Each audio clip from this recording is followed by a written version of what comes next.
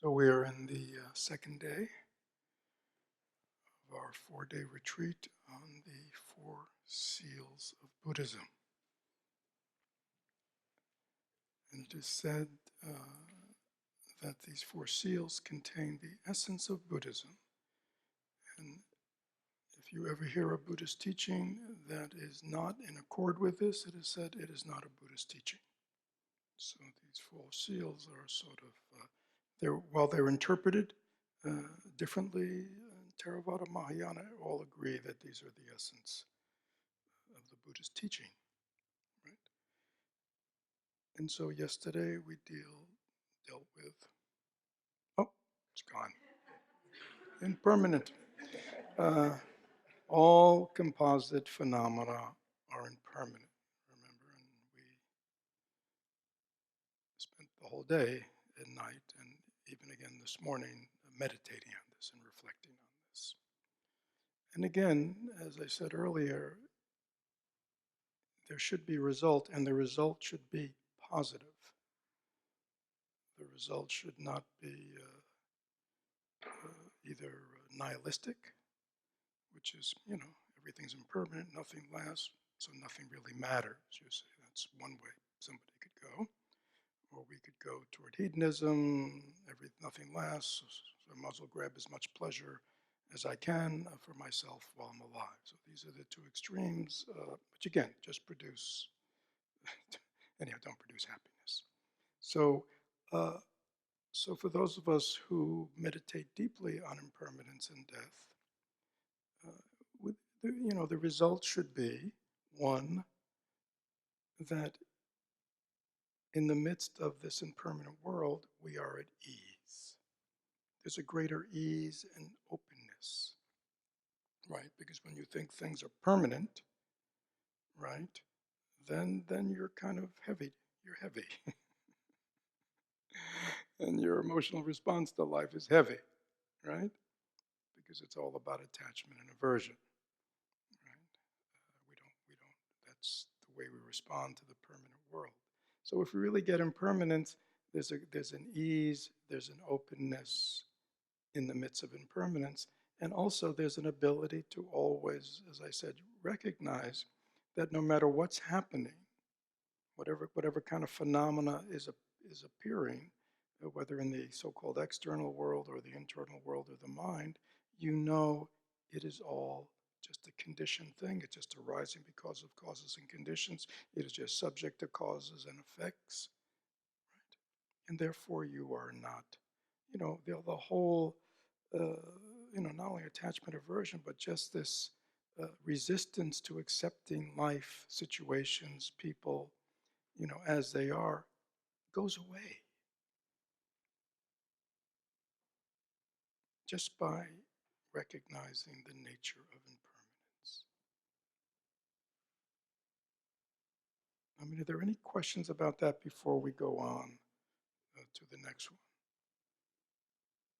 I mean, does anybody have any, not seeing, not understanding, uh, the impermanent nature of all phenomena, and not understanding how central this is to, to our ability to live a life in ease. But I forgot to mention also to, move us in a different direction in life. If you know that everything's impermanent, that nothing stays the same, not only do things upset you the way you usually do, but also you understand the preciousness of this moment. And when you involve yourself, let's say, in aversive relations with people, anger, it's all based on what? In that moment, you forget that both of us, all of us, are impermanent. Right? None of us are going to be here in a while. All of us, could die tonight. So without that kind of awareness, we give great play to our what? To our reactivity to life and people and situations. And it's not only, it was as talked about yesterday, and Thich Nhat Hanh does a lot with, you know, that when you kind of get impermanence, it makes the moment so much more precious and real because that's all you have, right? But as I said last night, more importantly is if you turn your life toward meaning and purpose.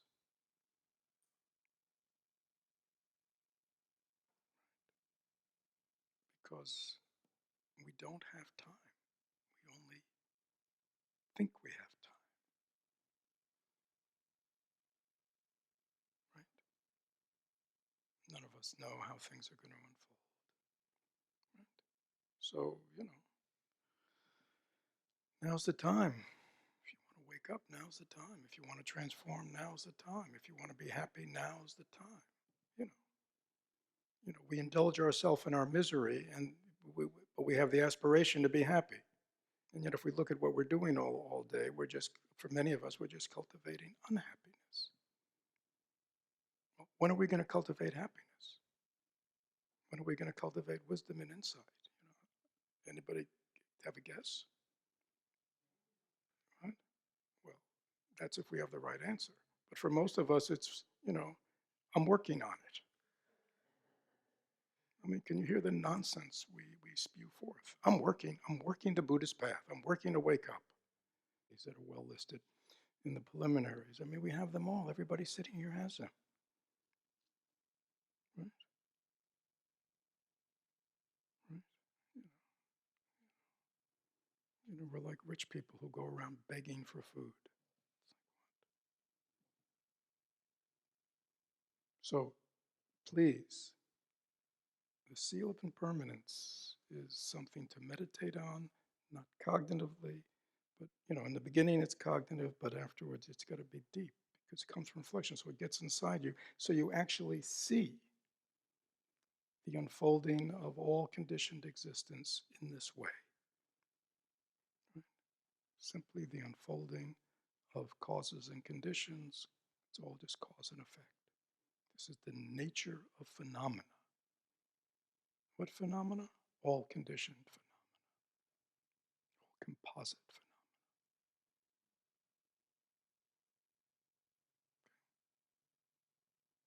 Good. On that cheery note, uh,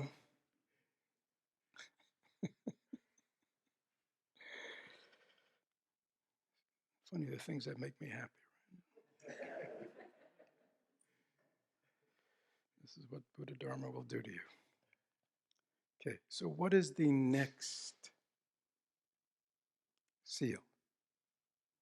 And this is, again, you've heard me say, for those who've heard me speak about this is a hard one for Americans, right? All contaminated things are unsatisfactory. Another version is everything that is stained brings suffering.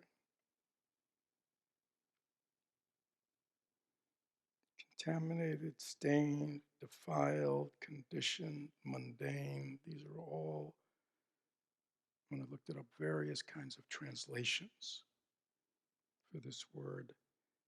Contaminated things, stained things, defiled things, conditioned things, mundane things.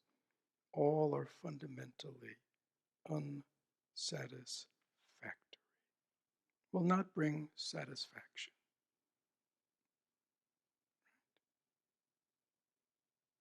Does everybody know what satisfaction is? Does everyone? So think about, right?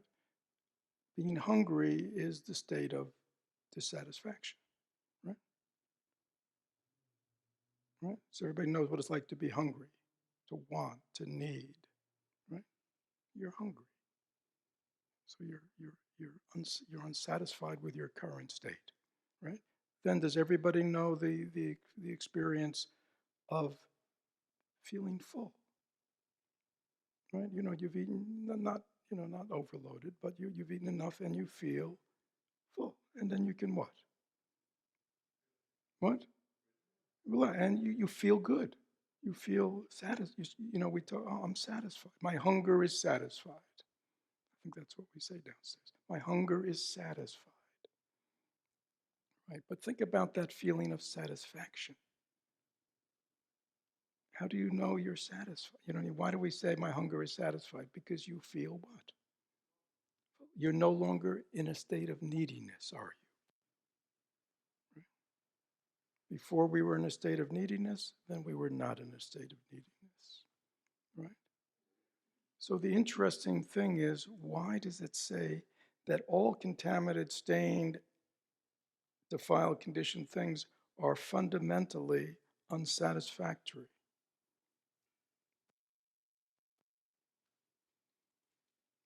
This is very powerful. Well, that's part of it. Yeah. Impermanence, they definitely interrelate.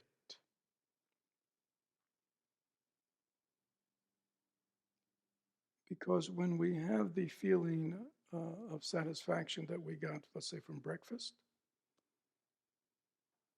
how long does it last? By 12:30, there will be again, right? Right? Dissatisfied with our current state, seeking satisfaction in the meal, right? And once again, we will what? Eat the meal. And once again, we will hopefully stop when we are satisfied. And how long will that last? Till 6. But of course, there are snacks. So for some of us, it won't even last that long when we'll have dissatisfaction and look for satisfaction. This is what we're talking about. This is the fundamental problem with this world, this conditioned existence, this mundane existence.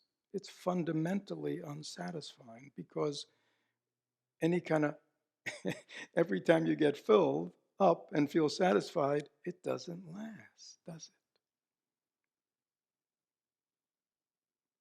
it? Is that true? Don't take my word for it. Is that true based on your experience?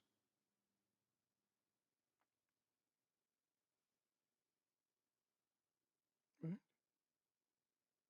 Now, the other interesting thing, of course, if you think about food, it's very interesting. Like you get there and you go, I don't know, papaya or oatmeal or I don't know what, coffee. You see, and then you have enough coffee, right? But, and again, I'm not a coffee drinker, but think about coffee or food. The pleasure you get from the first couple of sips or bite and the pleasure you're getting just before you end, are they the same?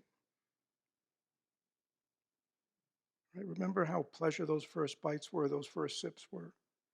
But by the time you get to the bottom of the cup or your last, you what? It's like you're indifferent. Oftentimes, especially when it's this kind of self-service thing. I mean, I have gotten better over the years, but it'd be like, why did I take so much? You know what I mean? It's like, you know what I mean? It's like, now I'm just finishing the plate, right? Because you know what I'm saying? It's like, it's like, I'm already satisfied, but then we take more. Now, you see, there's an indifference. That which was so desirable or pleasurable at the beginning is now like a burden to me. I got to finish, right? Now, anybody ever overeat? How do you feel when you overeat? Lousy. So isn't that interesting? It started out what? Wonderful, exciting, pleasurable. Over time, it got less so, but you kept going. And we won't go into all that. Uh, and over time, it becomes actually a source of suffering for you. It's the same thing, the same food, the same. Isn't that interesting? You see, what's going on here?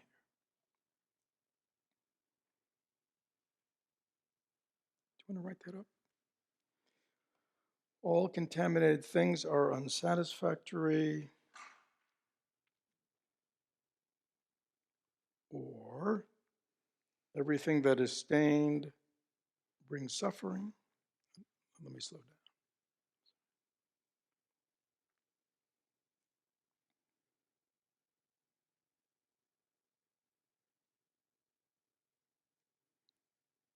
Everything that is stained brings suffering.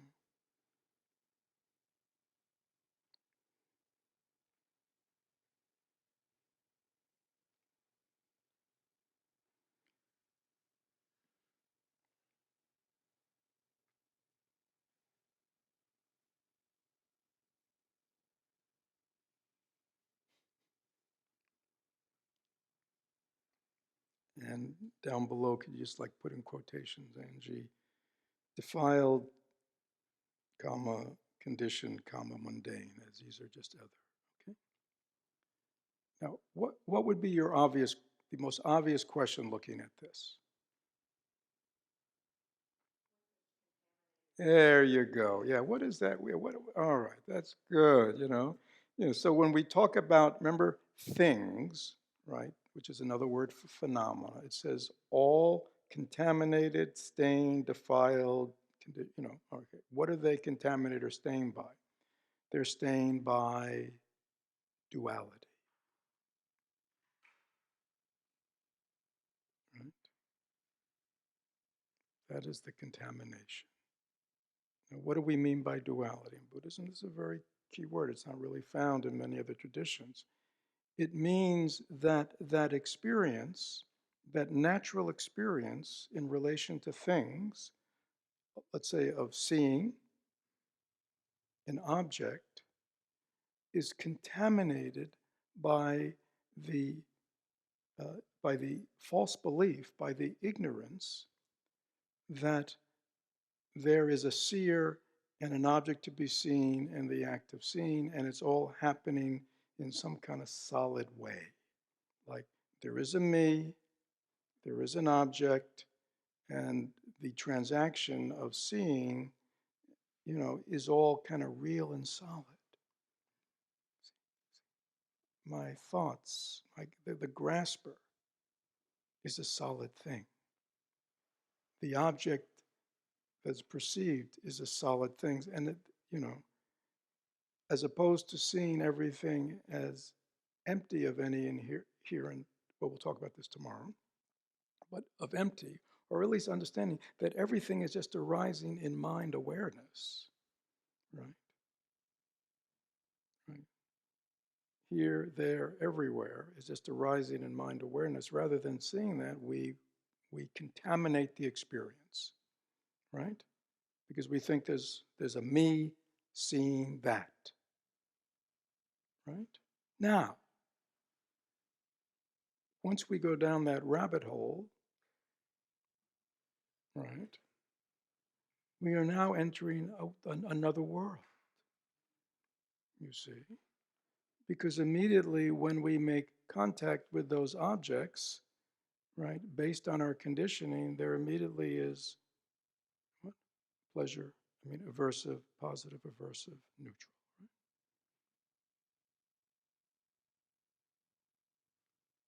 And if it's positive, we move toward it. It is if it's pleasure, we want it, right? Because we see it outside of ourselves, right? If it's not pleasurable, it's aversive, we move away from it. And if it's in the middle, we're just kind of confused or ignorant. We don't know what to do with it. Just ignore it. So rather than having, see, our senses, as we talked yesterday, are pure. They just see. They don't have an opinion about anything, right? See, the opinion is coming from who? From our mind. You see. We're contaminating the experience because we don't see that, and then we get into attachment and aversion, possession, grasping, needing, wanting, and then what unfolds? Samsara. This world unfolds. And we'll talk about that. But this is a contaminated thing. A contaminated thing is something that is not perceived truly as it is. It is contaminated by duality, it's contaminated by delusion, it's contaminated by ignorance, it's contaminated by duality, self and object being different. We'll talk about it, but this is what it means. Yes.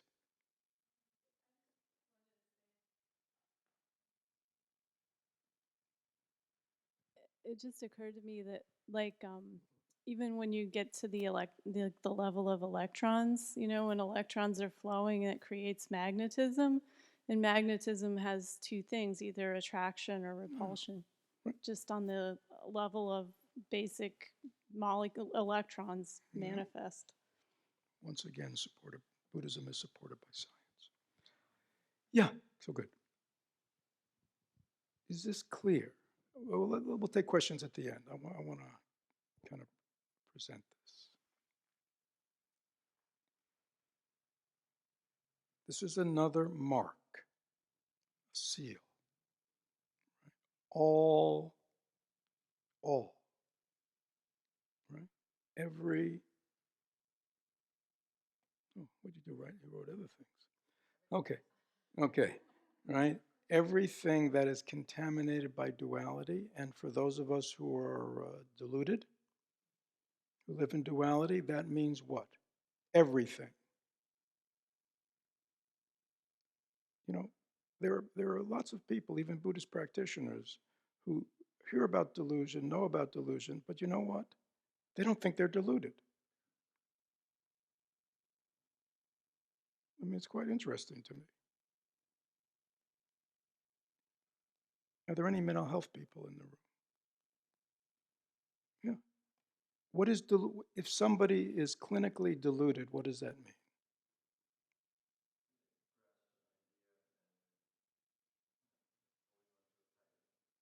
Yeah, but what's the fundamental about the idea they're having? It's not true. Thank you. Yeah. Right. Or else it just sounds like the rest of us. Right. Yeah. Right. So a delusion is to hold on to ideas that are fundamentally untrue, irrational, as if they're true. Right? That's delusion. And somebody who is deluded does not see reality, do they? Because no matter whatever happens, they always are filtering whatever's happening through what? Their delusion. Right? So if I am deluded and think I'm Jesus Christ, then every interaction I'm having while I'm in that delusion is tinged with that delusion. Now, has anybody ever talked to a person who's deluded, really deluded? Yeah, what's that like? Tell them that they're not Jesus Christ. Try that one, right? Right. I mean, if somebody's in a full-blown delusion, you cannot talk them out of it because it's airtight, as long as they're deluded. Okay. Our delusion is airtight until we start waking up, right? But there's got to be a little humility in us, uh, because it's so easy to forget that, isn't it? Because just like the deluded person who thinks they're Jesus Christ, it certainly looks that way, doesn't it? They certainly feel like they're Jesus, and they think like they're Jesus, right? And they expect everybody to treat them like Jesus, right? Yeah, try to tell them, try not to, take their blessing. They will not be happy. Okay, is this clear? So this is a pervasiveness. Just what? Mm-hmm.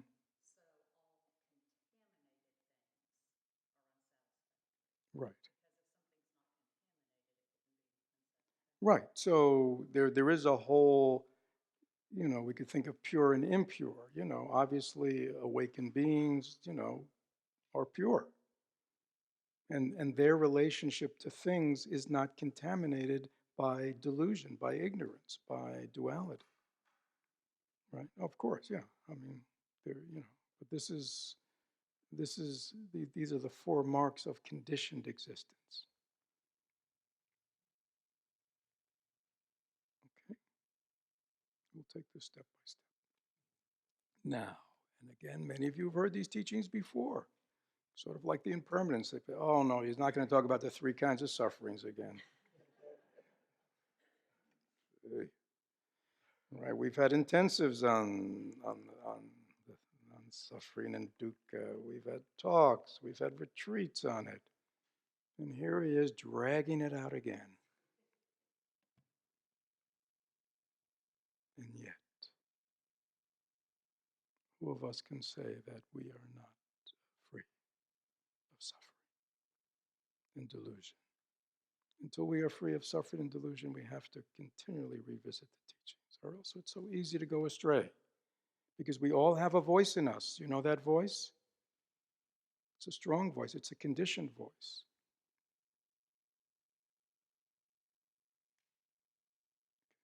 So the first suffering is, oh, I haven't told it yet. Okay. The first suffering is called the suffering of suffering. Okay.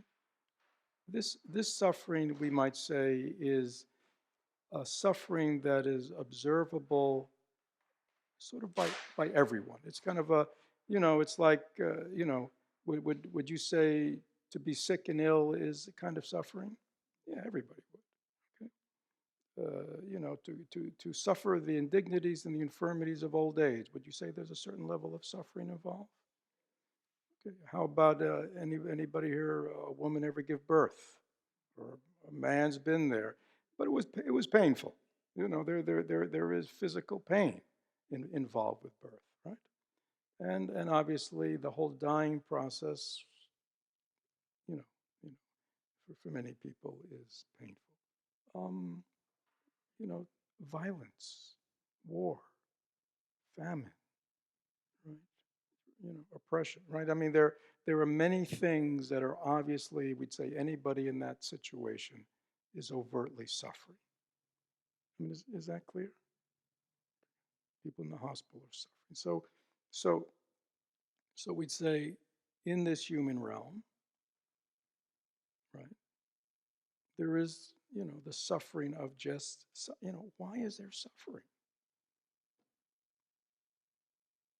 I mean, we know, does anybody know somebody who doesn't suffer? Even these things. I mean, every day when we pick up the news, what are they reporting on? What? Right, it's a suffering report. You know, let me tell you all the suffering that's happened since you went to sleep last night.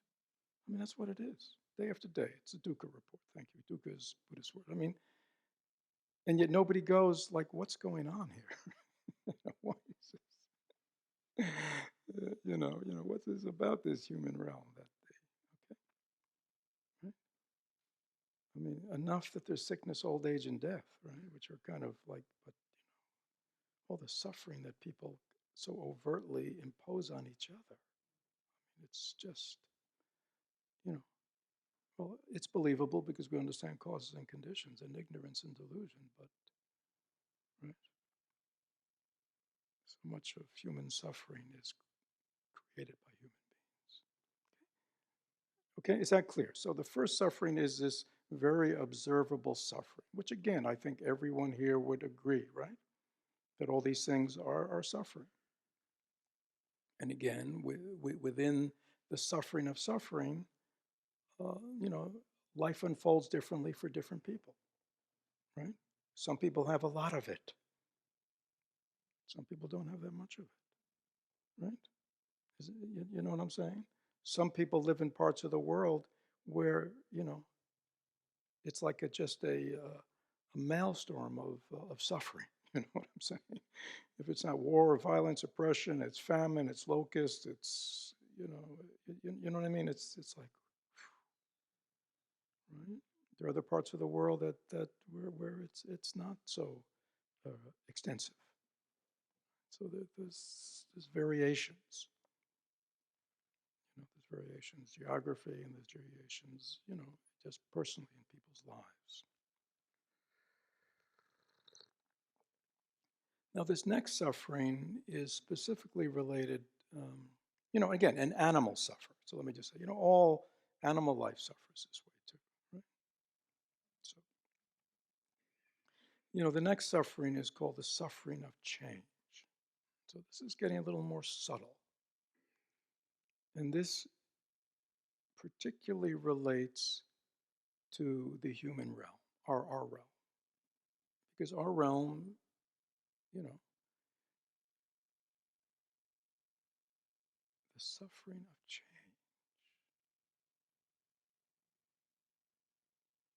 Why? See, why does change cause suffering to people? You see, when there's pleasure, somebody'd say, but hold on, right? See, somebody's going to sit up and defend the world. Say, hold on, Fred. There's a lot of happiness in the world, isn't there? There's a lot of pleasure in the world, isn't there? Right? Isn't that true? Yeah. But the Buddha said that is suffering. Interesting. See, the first ones we go, oh yeah, we'd all agree. But the second one we go, right, how was, see, because he says, why is even happiness and pleasure, which, and these kind of happinesses are not denied, but they're considered suffering because they are the basis for a future unhappiness. Is that clear? Because of their temporariness, because of impermanence, because they're subject to causes and conditions.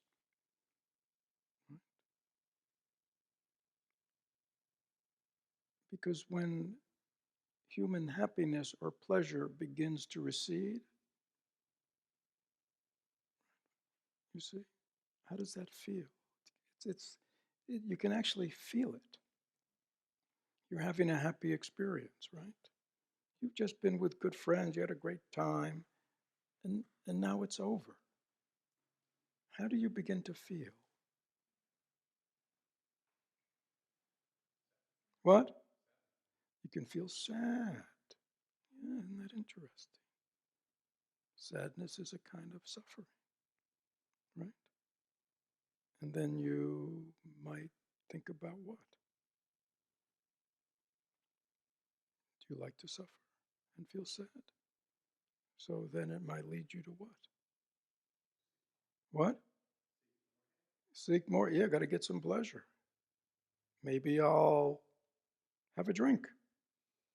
Right? You know what I mean? Maybe I'll go. You see what I'm saying? We don't notice this. See, this is just ordinary life. We don't get that it's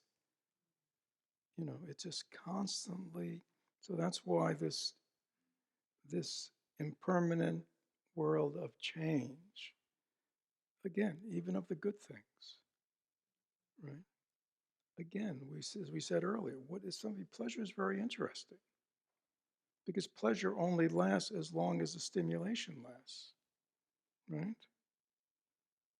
So as the stimulation or the pleasure begins to recede a little bit, what do? What? Seek more. It's the obvious thing, right? I'll have another drink. I'll eat some more of this. I'll go have more of that. I'll go, you know what I mean? Boom, boom, boom, endlessly. Prolong it as long as I can. Why?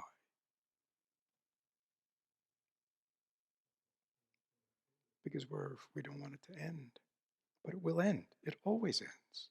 And then we're stuck, right? We're no longer satisfied. We're in the state of unsatisfactoriness, aren't we? And depending on our capacity for unsatisfactoriness, we either tolerate it and are just bored or sad or a little down or whatever, or we get busy with stimulation, activity, distraction, pleasure. What? Well, yeah, it could often lead to stupid things. It can also often lead to addictions. I mean, this is not like just benign anymore. I mean, look at this world we live in, right? I mean, everything has a source, right? I mean, people suffer endlessly here, right? I mean, it's not just like the old days where like the big stuff. I mean, we suffer what? Sex becomes a source of suffering for people. Sexuality becomes a source of suffering. Gender identity becomes a source of suffering. Uh, you know, everything.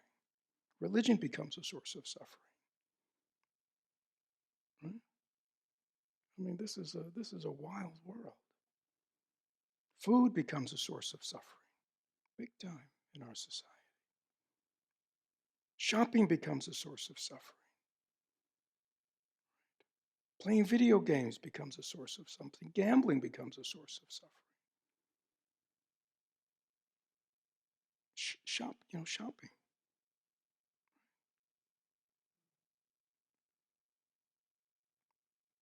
Right? I mean, what is that about?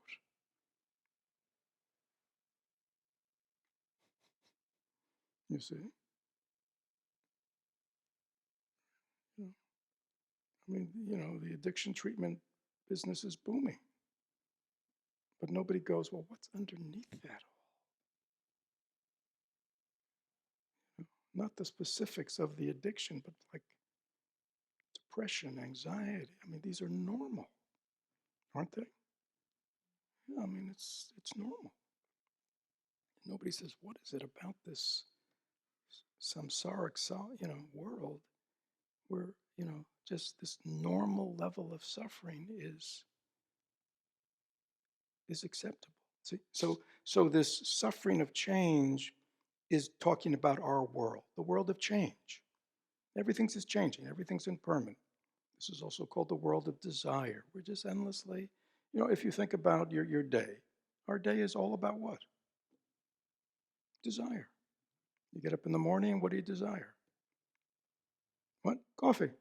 You know, you know. And then after you desire coffee, you desire what?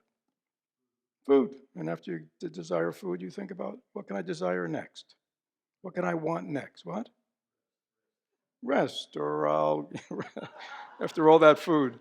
Yeah. Or, I better go work out. You know what I mean? I got to go work out. Or I got to go this. Or I got to desire that. And what am I going to have for lunch? And what am I going to have for dinner? And what am I going to. And I don't say this pejoratively, but you think about our day, it's just all about desire and wanting and needing, isn't it? Yeah. And nobody ever stops and goes, well, what's that all producing? And what's the mind state underneath all that? So the Buddha calls this world of ours, which we think is normal, he said, this is the world, this is suffering, the suffering of change. Things is changing.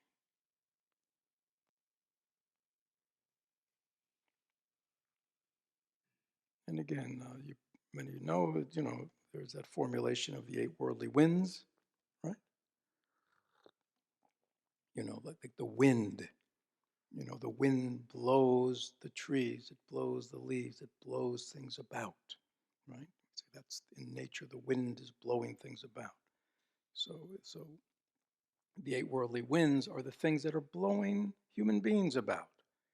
Gain and loss, pleasure and pain, fame and infamy, reputations, praise and blame. You know what I mean? It's like, we're all seeking the upper 4. We all want what? Success, fame, pleasure, good reputation, to be liked, to be loved, to be noticed. This is what we're seeking in life, right? But what are we afraid of? See, this is again, this is the winds. We're moving toward this, but we don't like that. So we're kind of always trying to get that. But unfortunately, we can't control it. You see, that's the problem. So we're just buffeted about, right? When they praise us, how are we? Happy. When they blame us, when they're critical of us, how are we? What? Sad or angry or acting out or go on the attack, right? Is that true? Right? When we get pleasure, when we have pleasure in our life, how are we? Happy. When we have pain, how are we? Sad, angry, right? Right? Right? When you're noticed, hugged, how do you feel? Hmm? Good. When you're ignored, not so good. Mm-mm. Right? I mean, I could go on, but you kind of get it. When we're successful, how do we feel? Moving up the ladder. When we get a bad review, we get fired. How do we feel? Terrible. That's the wind, and it's not pejorative. It's just saying this is, these are, working within these eight worldly winds is what human beings do. And they're always trying to get what are we always trying to get? The top four, and to keep them. Right? And we're always afraid of falling into the opposite and do anything we can to prevent it. So that's again, the Buddha called that, that's just, it's like, you've heard me say, it's very, it's like, you're out in the sun, you live in Florida, it's hot, you see a shady tree. Oh, I'm gonna go over there, get some shade. You go in the shady tree. After a while, it's a little cool, a little uncomfortable. You look outside, you see the sun is shining. Oh, let me go out there and get some sun. Ooh, it was for a few minutes. How's it feel? Great, I'm warming up. Right, then all of a sudden it gets a little too hot. You start perspiring. You see the shady tree. Maybe I'll go back to the tree. And then, sound familiar? So this is all the suffering of this Saha world. And here we're talking very much mind created suffering. This is just the human realm, the realm of desire, the realm of attraction, aversion, and we're just running around in it, and it doesn't give satisfaction. Because even when you have what you want, right? Anybody ever get what they want? Raise your hand if you ever got what you want in anything. Money, raise, car, relationship, job, and anything, right? Meal, you got what you went to your favorite university. Everybody know what I'm talking about. What happened? Did it last forever? No. Did the perfect relationship ever turn out to be the most imperfect relationship? Everybody laughs knowingly. Right? Right? Did the gain turn into loss? Did the pleasure eventually turn into pain? Talk to an addict, they'll tell you all about it. Did the pleasure ever turn into pain?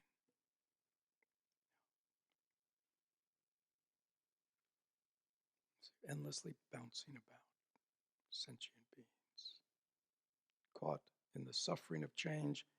Again, if you went to most people in the world and you told them this, they'd say, you're crazy. Talk to people who think I'm successful, I'm this, I'm that, I got what I want. But they don't look, they don't look under the hood. They don't face what's really going on. They don't face all the things they have to do to keep going, to keep happy. They don't talk about their innate dissatisfaction that's underneath all of it, do they?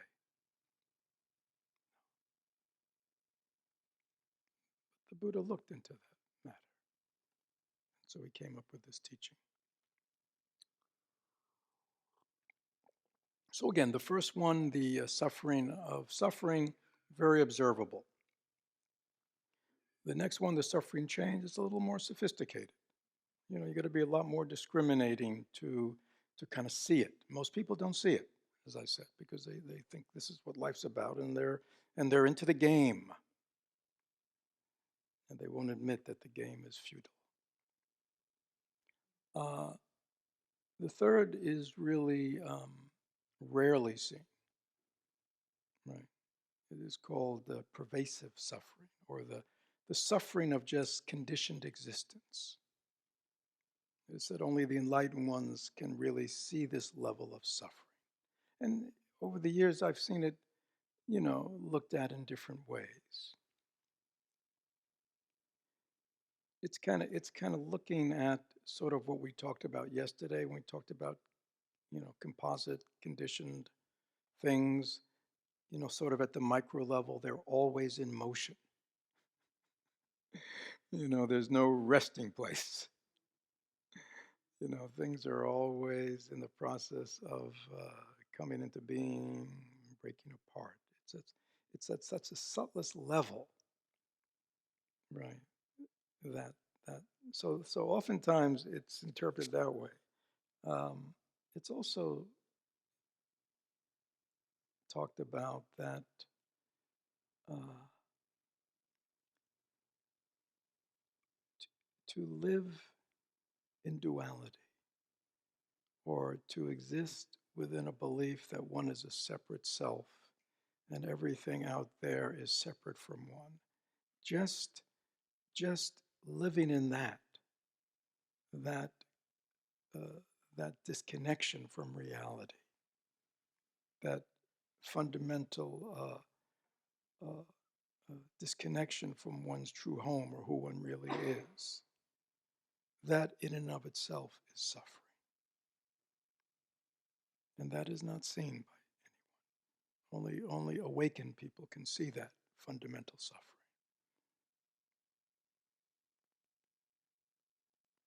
So this is considered the kind of most profound, and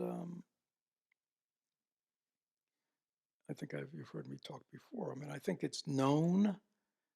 People talk about existential angst. Over the centuries, people have kind of noted there's just some fundamental unhappiness just in being a human being. Right? This existential angst, alienation. Remember alienation, this feeling of separation. That seems to be so, this kind of loneliness, feeling alone. That seems to be so deeply felt within human beings, disconnected from the whole. This is kind of this fundamental, all pervasive suffering, which is very subtle. Most people do not see it or experience it. So there it is. Or I should say, here it is. So this is the second mark of existence. I mean, you know, this needs to be meditated on, reflected on. Because if you don't get this, then you're always what? What? You're always chasing. You're always seeking. You're always wanting. You're always needing. You're always hungry. You don't even know why you're hungry, but you're always hungry. It's like, people just eat even if they're not hungry. It's like they don't even know what's going on inside them. They know something is missing, something's needed. I'm lacking something.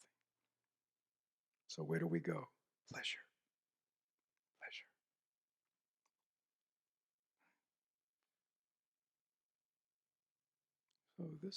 So we're going to spend the day on this. It's interesting. In the same way, when they talk about the meditations on impermanence, I was saying to you yesterday, after you've been doing it, you get to a point where you just kind of feel very kind of open and you know, kind of spacious in just the unfolding of things. It's different. When we do when we're doing formally the meditation on these sufferings, the result should be that we very much feel the suffering of human existence. So if you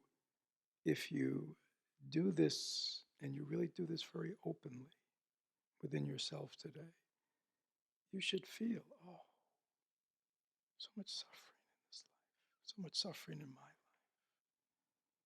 I didn't even see it. I didn't have a name for it.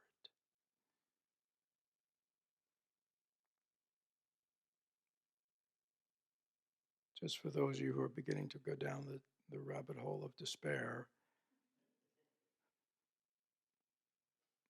the fourth mark is nirvana. There is a way, but it's very important that we see these two first. I think there's a reason why these two are set for first, so we can kind of wake up, see what's really going on here. I mean, what else is going to motivate us to really seek a continuous state of happiness and well-being that's not predicated on constantly renewing pleasure.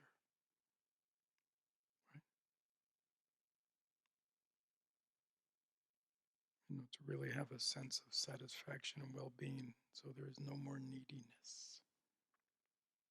Right?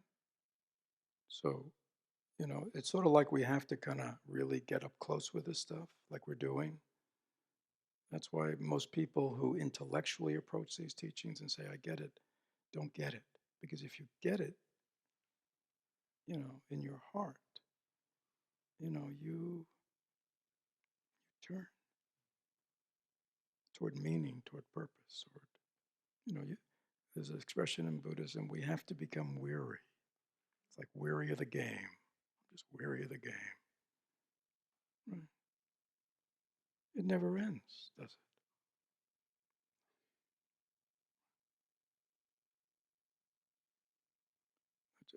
So yeah, and there could be resistance coming up, despair coming up, like, so please share openly. I mean, this is important because this teaching is actually very positive, very hopeful. But it's like,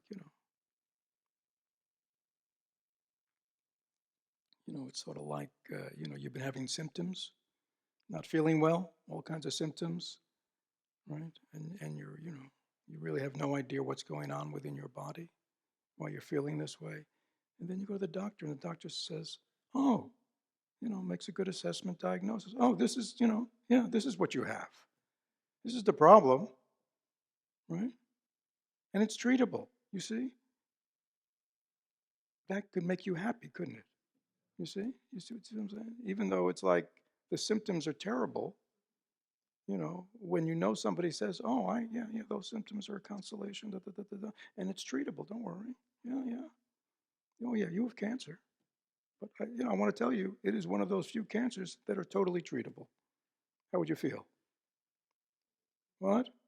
When you get when he goes, you have cancer, not treatable. You don't feel happy, do you? Mm-mm-mm. Or, the prognosis, 50-50 maybe in most cases. But you're pretty far along. It's probably only, you're not happy, are you, when you hear that? Can you see it? Same symptoms, but different prognosis. So, the Buddha's just kind of giving us, naming the symptoms so we see them clearly. But I assure you, there is 100% recovery. So we're not there yet. First, we got to acknowledge that we're sick. You see,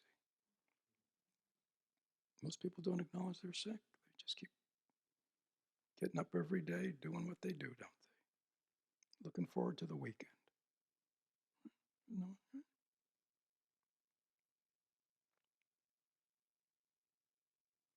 All right. Challenges, questions, despairs. Yes, Pat. I mean, this is wide open, so don't feel like, this is not theology. Okay, this is not dogma or doctrine. If you don't get it or if you disagree, that's fine. This is a very basic question, just Uh-huh. from my own limited That's reading fine. in Mm-hmm. Buddhism. Mm-hmm. When you use the word conditioned, um, I are you using that as a way to indicate impermanence, or does that mean out of habit or culturally Well, conditioned? yeah. It's all of that. It means everything is conditioned by something else. Nothing stands alone. Right? We say everything comes into being because of causes and conditions, right? The apple tree is not a self-sustaining apple tree that comes out of nowhere. The apple tree only exists because of myriad causes, right? The cause could be what? The apple seed. See, that's the primary cause. But there are many conditions. The right soil, rain, sun, there are the conditions that when they all come together, then you have what? The apple tree. Okay, so when we say causes, when we say means all phenomena is conditioned. That was what we talked about yesterday with composites. It means everything. We're just we're also conditioned, right? We're the product of causes and conditions. We think we're a self-reliant person. We're not. We're just there's nothing solid here. It's just causes and conditions coming together temporarily, and we're showing up. When those causes and conditions change, what's going to happen? We're dying. Well, something else is going to happen. So this is, there are certain phrases in Buddhism that you hear over and over again. So I'm glad you asked it. So causes and conditions are big. Everything. Nothing comes out of something doesn't come out of nothing. Everything comes out of causes and conditions. Everything. Thoughts, feelings, the world, the universe. Yes.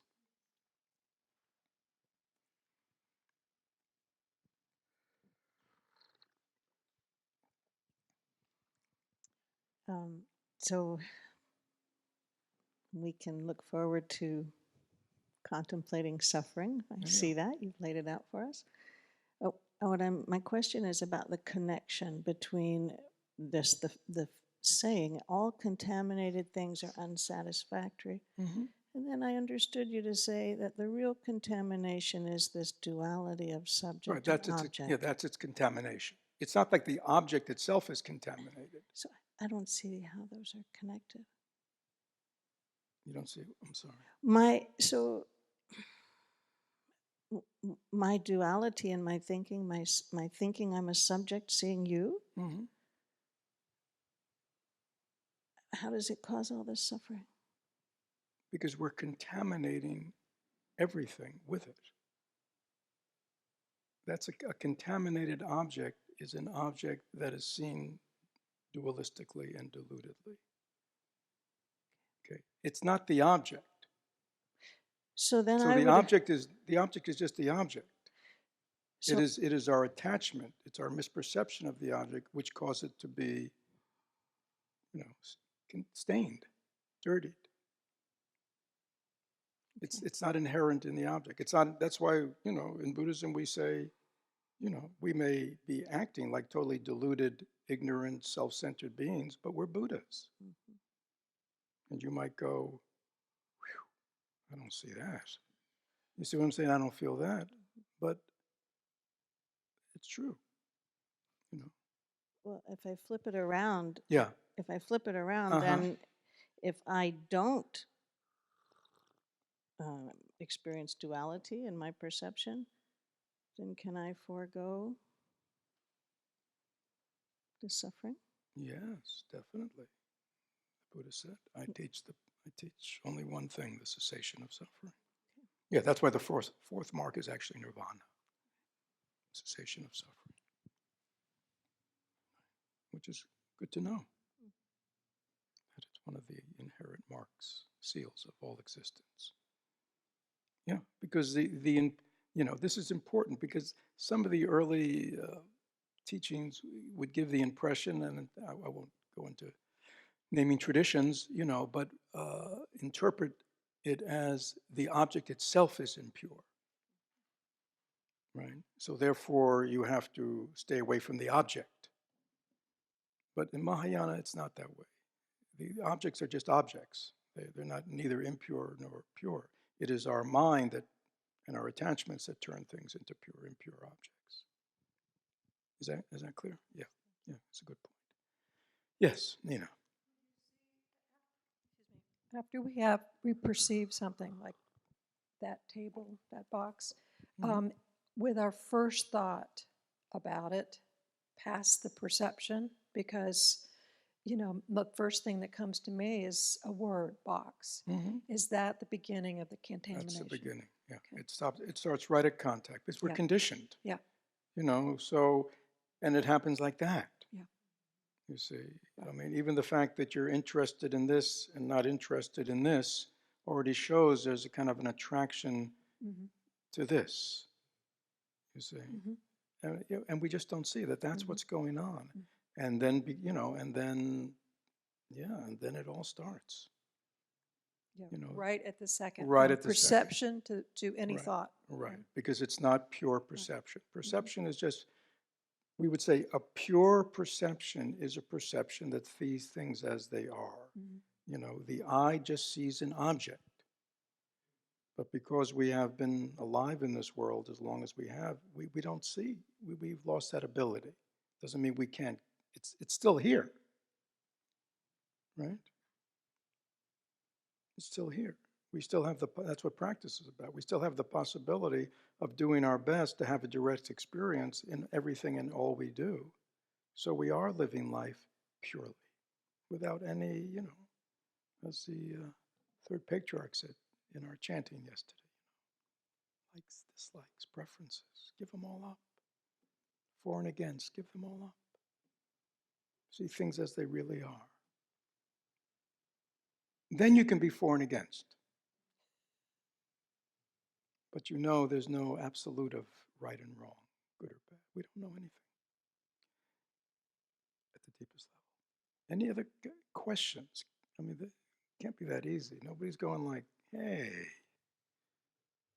I don't like you talking about human life this way. I mean, this is direct challenge to what's in America called the good life. Right? I mean, everybody, what does everybody want? The good life. There may be people in here thinking, gee, I got the good life. And yet the Buddha says, you're suffering.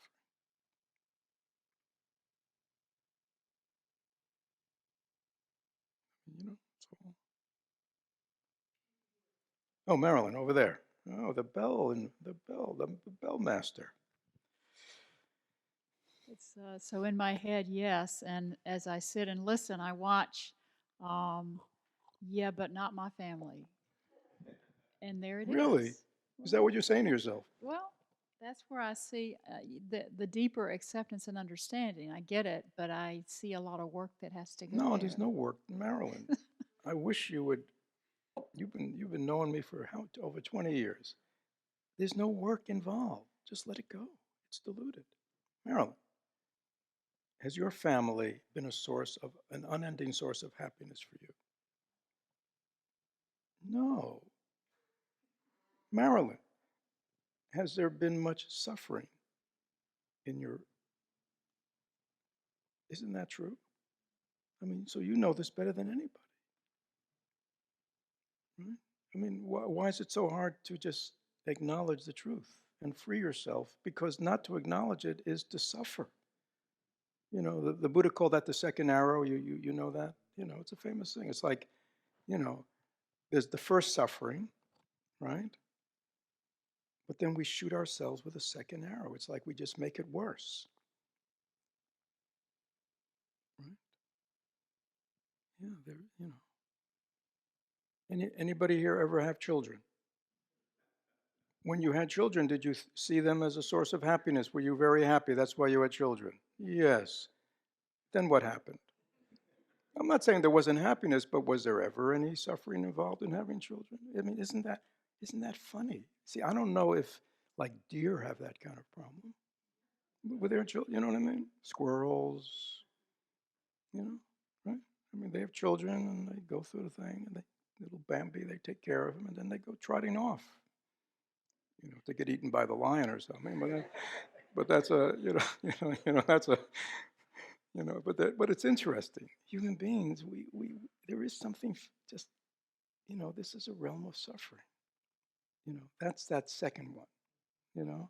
Like, yeah, there was a suffering in the animal realm. You had a lot of fear, and they were all eating each other, and they freeze at night when it's cold. There's certainly, but they don't have this kind of suffering that we have.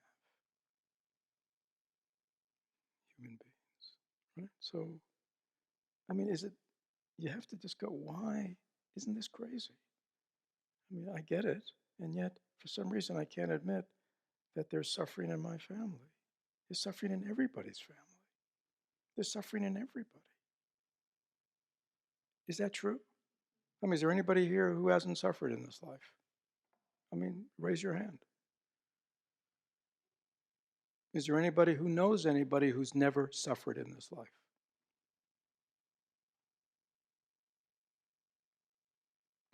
How much evidence do you need? So when you say there's no work to be done, you either accept it or you don't accept it. See, we have, this is another suffering we impose on ourselves. Well, it's like Carol, forgive me. Well, it's going to take a long time. You see, it's like we impose this time constraint. It's like you just saying, well, it's going to be a lot of work. It's like, it's no work at all. You know what's a lot of work? Not accepting reality. That's a lot of work. Denial is a lot of work. Rationalization is a lot of work. Is that clear? Acceptance and seeing clearly is easy. I mean,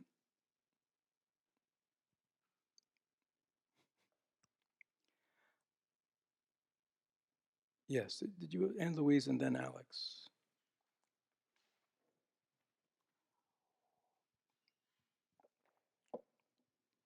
So,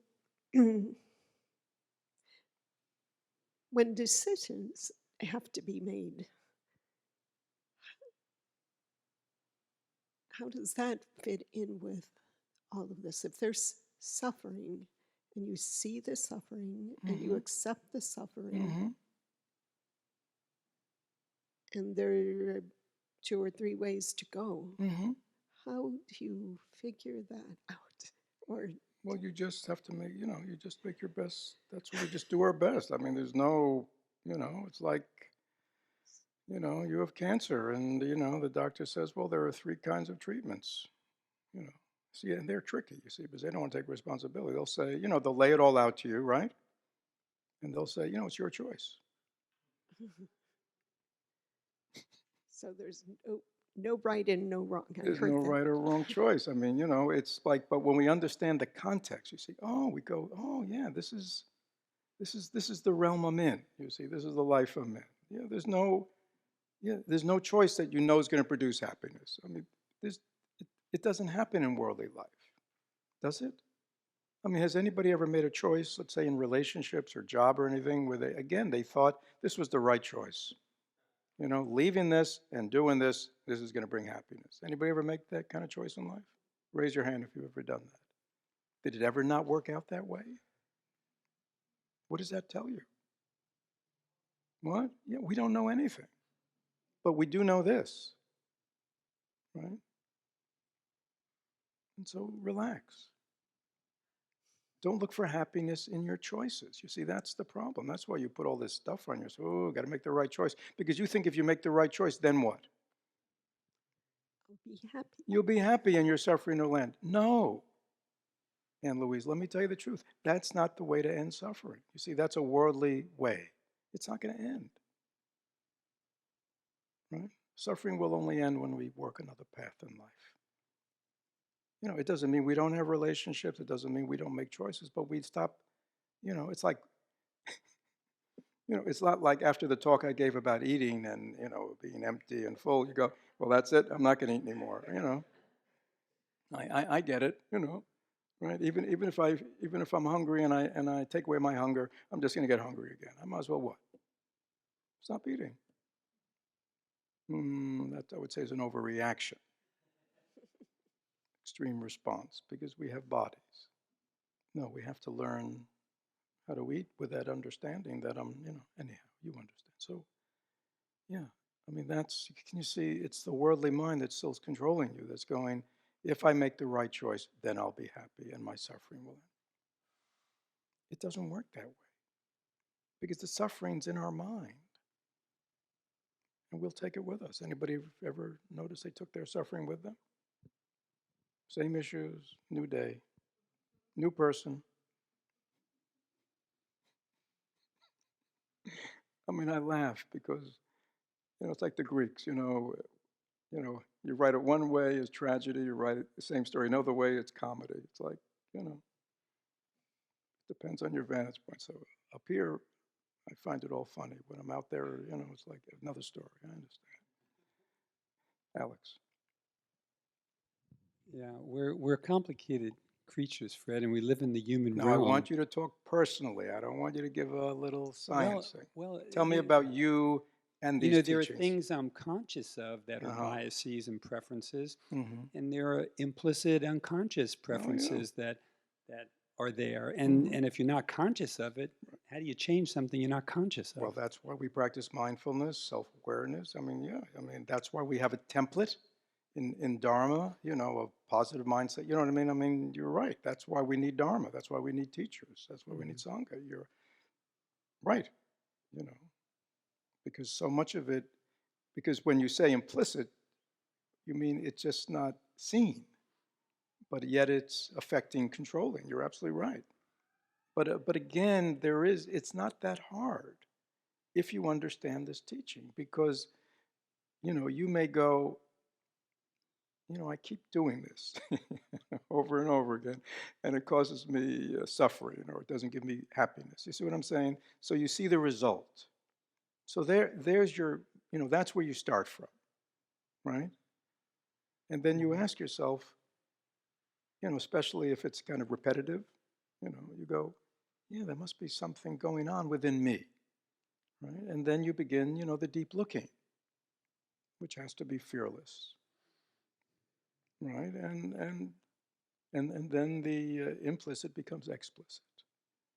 I mean, it's not, you know what I'm saying, but that's why you know, that's why I always say, you know, use the Four Noble Truths as your template. I mean, to me, that's my template, right?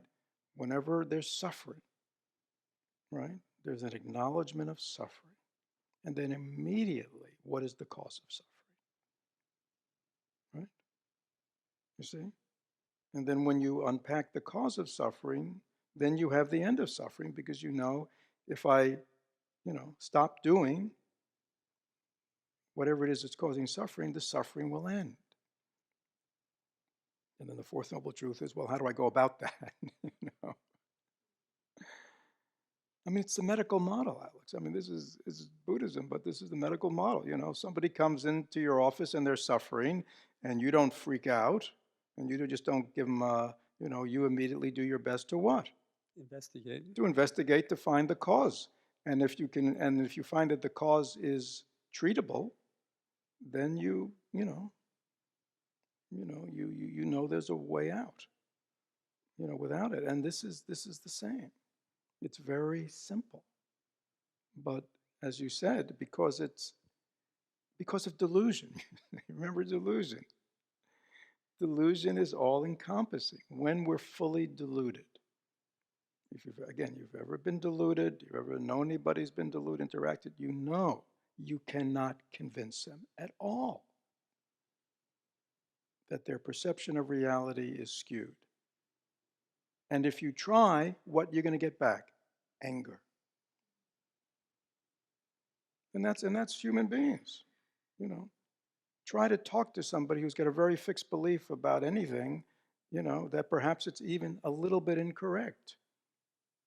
Anybody ever try that with somebody there in their family or something? You don't need to go out loud. You can just think to yourself. I mean, what happens? What do you get back? Resistance. Resistance, which often comes in the form of what? Anger, attack, denial. You know what I mean, right? I mean, okay, so there, yeah, a willingness to, you know, look at our actions, look at the results of our actions, you know, to be within our body, speech, and mind, and to acknowledge dukkha, you know, acknowledge suffering. And to really go, you know, what is see, this gives us some causes. Oh, I understand. Yeah, pleasure will never give me satisfaction. More will never give me satisfaction. Right? Because more is like, you know, it's endless. We can always have more, right?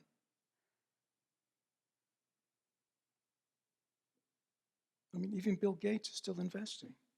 Do you read about? I mean, it's like these people are nuts, right? You know what I mean? Like, how much? You know, it's like, can you see this world? It's just driven. It's crazy. More. Endless. So we want to, you know, What the Buddha said in the six realms is most people are so in it, they can't see out of it. They can't see out of it. We are fortunate. We can sit here and see our way out of it. We can see what's going on and we go, yeah, this is crazy.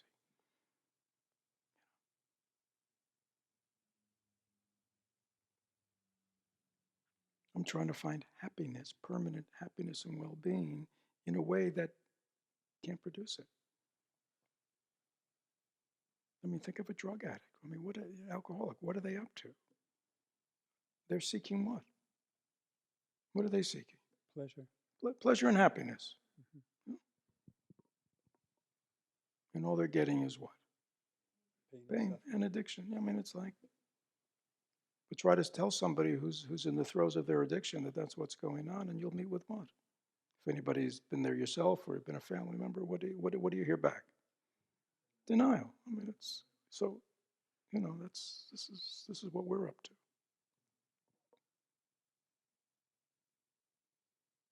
Yes, Kevin, and then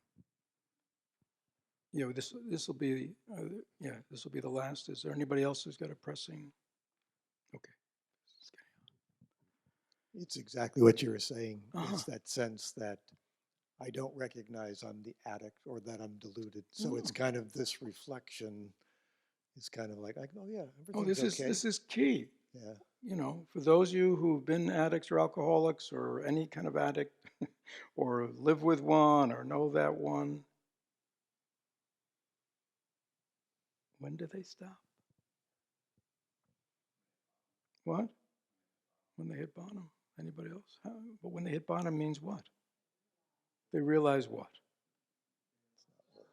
Yeah, it's suffering. Until that moment, what? There's endless rationalization and denial. So can you see why this meditation is so important for us? Okay? It's like we gotta, that's why it's interesting to me. Like the result in the tradition of when you do the meditation on impermanence is this kind of feeling of openness and lightness and freedom. Number of people were saying that yesterday. But in this one, it's just interesting. They say the result is you really feel the suffering. Right? Like the alcoholic who wakes up one morning and finally faces, I am suffering. And it hurts, right?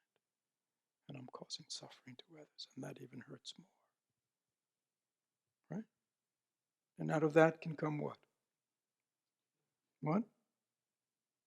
Out of that comes what? Change. An aspiration to walk a new road in life. This is the same. So the result of meditating on suffering is renunciation. And this doesn't mean we renounce our families or jobs and become hermits. It's not kind of renouncing. It means we renounce this kind of life that fundamentally is unsatisfactory. That's what we renounce. The way we're doing life, the attachments, the aversions. It's not the things. You don't have to renounce your family, your children, your job, right? This is Mahayana, but we renounce our perceptions that are contaminating reality. All right. I want to see a lot of tears today, a lot of gnashing, sobbing.